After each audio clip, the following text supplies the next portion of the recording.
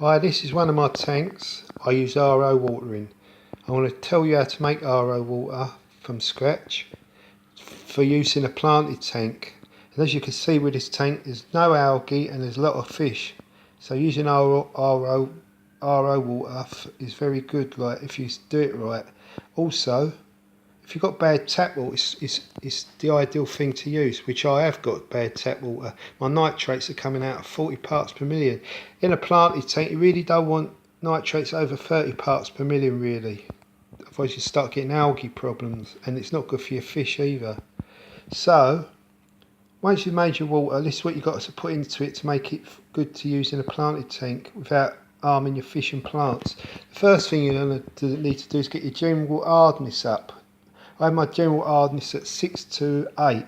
Most have it at 10, I have mine at 6 to 8. This is what I use for that. It's Seachem Equilibrium. I put 1 level tablespoon of that in 40 litres of water, and that makes my general hardness to 6 to 8. The problem is, once you've done that, that's not the end of it. After that, you've got to get your KH up, because your KH will be on 0. To get your KH up, I'll get mine to 3 to 4, and I put 1 teaspoon of alkaline buff in that Seachem alkaline buff. And that will bring it up to 3 to 4, so that's that done.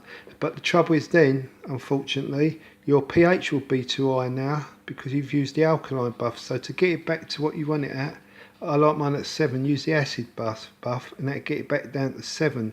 Once you've done that, I use half a teaspoon of acid buff and that gets it down to 7. Once you've done that, mix it all up, you'll be ready to, once you put your fertiliser in your water change, your bucket for your water change, then it's ready to go back in the tank. And it's all you need to do is get the temperature up right with the same with your tank and put it back in. And if you use all these three, once you've done it a few times, it's so easy. I know it sounds complicated and a pain in the arse, but it's not. It's so easy.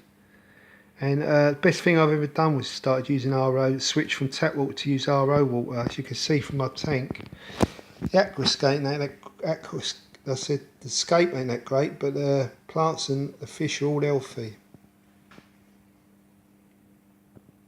And another good thing with using RO water is you can go longer periods of water changes and have more fish in your tank, because there's no phosphate or nitrate in RO water like there is in tap water, so you're not putting no phosphate or nitrate back in your tank when you're doing water changes, which is good. Obviously you do need phosphate and nitrate for healthy plants, but as I say, you don't want them high, otherwise all it does is feed algae and not your plants. That's why I use RO water now. If I started using it by accident because my water was bad, but knowing what I know about RO water now, I'd use it all the time, even if I had pretty good tap water, because it solves a lot of problems, RO water does. I recommend it to everyone. Once you've done it, as I say, once you've done it a few times, worked out your water you're putting back in, and just test the water every level of what you're doing to see what they are, like your GH, your KH and your pH.